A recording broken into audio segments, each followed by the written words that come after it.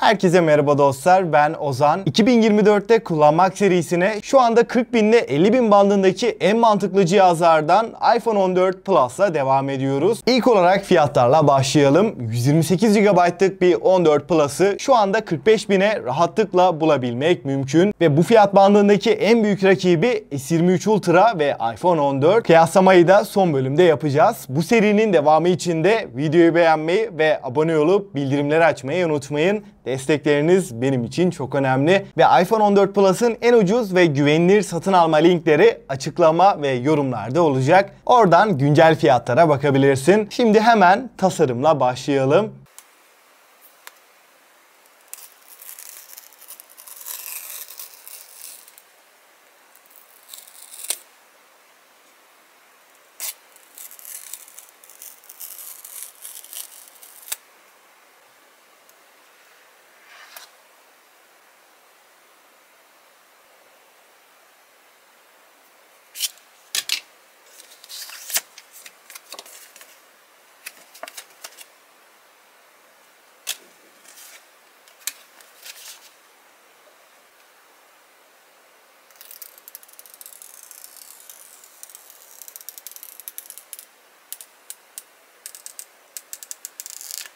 iPhone 14 Plus'ın bence özellikle kırmızı rengi cihaza çok daha farklı bir hava katıyor. Elinize aldığınızda çok net şekilde premium hissettiren ve oldukça dayanıklı bir yapıya sahip ama arka kapak çok fazla parmak izi bırakıyor. Köşeli tasarımı da uzun süreler kullansak bile kesinlikle rahatsız etmiyor. Çentiğe baktığımızda daha küçülen bir çentikle karşı karşıyayız. Yani çerçevelerin ince tutulması da güzel hissettiren detaylar arasında. Ekran tarafında da 6.7 inç XDR OLED Retina bir panelle gelirken ekranın renk doğruluğu, kontrast oranı ve doygunluğu tam bir amiral gemisi düzeyinde. Dokunmatik hassasiyeti, tepkisellik yönünde de çok başarılı olduğunu söylemem gerekiyor. 60 Hz olması evet bir dezavantaj, fakat 120 Hz'den geçseniz bile aradaki farkı pek fazla hissettirmediğini söyleyebilirim. Burada yazılımla ekranın entegrasyonu gerçek anlamda yüksek seviyede. 1200 nit maksimum parlaklıkla da bize hiçbir ortamda görme zorluğu yaşatmıyor. Desteklediği teknolojilerde de yok diyebilirim. Telefonda herhangi bir şeyler izlerken veya oyun oynarken büyük ekranın avantajını net şekilde yaşıyoruz. Yonga setine baktığımızda da burada alıştığımız 5 nanometre A15 Bionic bizlerle birlikte. Performans anlamında bizi çok uzun yıllar idare edecek bir telefonla karşı karşıyayız. Geekbench 6'da 14 Plus şu anda Android'in en güçlü cihazlarına bile geçmeyi başarıyor. Tek çekirdek 2302, çok çekirdekte de 5525 puanla görebiliyoruz. Bir önceki nesil işlemciye rağmen gerçekten muazzam bir performansla karşı karşıyayız. Arayüz deneyimi, çoklu uygulamalardaki hızı da kesinlikle müthiş seviyede. Ayrıca iPhone 13 oranla 6 GB'lık RAM'in bulunması da ciddi bir avantaj diyebilirim. Hem oyunlarda hem de diğer tüm işlerde bu RAM rahatlıkla yetecektir. Bunun haricinde oyun performansı olarak da çok da bahsetmeme gerek yok. Burada aklınıza gelebilecek tüm oyunlarda sabit, stabil 60 FPS'i çok rahat bir şekilde alabildiğimizi belirteyim. Bunun haricinde bu performansıyla bu fiyat bandında alabileceğiniz net şekilde en iyi telefonla beraberiz. Kameralara baktığımızda da 14 Plus'ta ikili kamera sistemini görürken sensör shift OIS desteğiyle çok iddialı bir ana kamera kullanılmış. Fakat ultra geniş açı hala yeterli değil. F2.4 diyafram bunun en büyük sebebi. Videolarda 4K 60 ve diğer tüm ayarlarda profesyonele çok yakın bir deneyim alıyoruz. Bu telefonu alıp içerik üretimi için de kesinlikle kullanabilirsiniz. Ön tarafta 12 megapiksel ve 4K 60 FPS bir kameramız var. Genel kamera deneyimiyle de bence fiyatını hak ediyor. Batarya tarafında da piyasanın en iyi telefonuyla beraberiz. 4325 mAh'lik bir batarya ve 20 Watt hızlı şarjla beraber geliyor. Tabii ki kablosuz şarj desteğimiz de var. Burada verilerden çok deneyim deneyimden bahsedeceğim.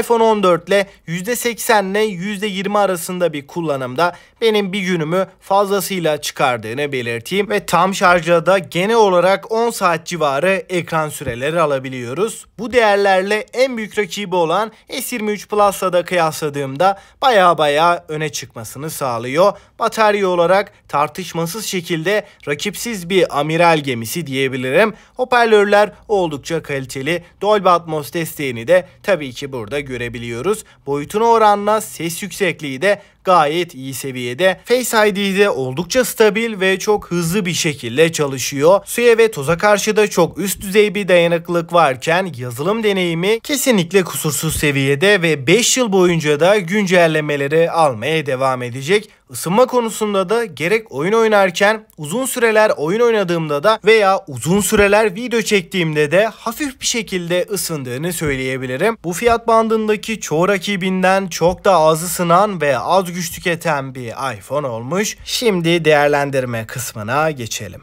Dostlar, şimdi iPhone 14 Plus ile ilgili son bir değerlendirme yaparsam özellikle kamera, performans ve batarya deneyimini düşündüğümde bu fiyat bandının kesinlikle en iyisi. Hem S23 Ultra hem de iPhone 15'i kullanmış bir teknoloji editörü olarak iPhone 14 Plus'ın bataryada çok daha iyi olduğunu rahatlıkla söyleyebilirim. Burada gündelik bir kullanımda 12-13 saate varan ekran sürelerini rahatlıkla görebilmek mümkün ve tamamen oyun odaklı bir kullanımda da bu süreler 9-10 saat civarında. 14 Plus'ın tek eksi yanı 60 Hz ile beraber gelmesi, ekran kalitesi, görsel deneyim ve parlaklık konusunda bir amiral gemisi olduğunu kesinlikle hissettiriyor. Ama bu ekranın 60 Hz olması, özellikle 120 Hz bir cihazdan geçiyorsak farkı net şekilde hissediyoruz. Ama ben 14 Plus'ı bir ay boyunca ana telefonum olarak kullandım ve 14 Plus'tan önce iPhone 14 Pro ve S24 kullanan birisi olarak 60 Hz'in de bir süre sonra gözümüzü yormadığını söyleyeyim. Çünkü buradaki en önemli etken arayüz akıcılığı ve performans.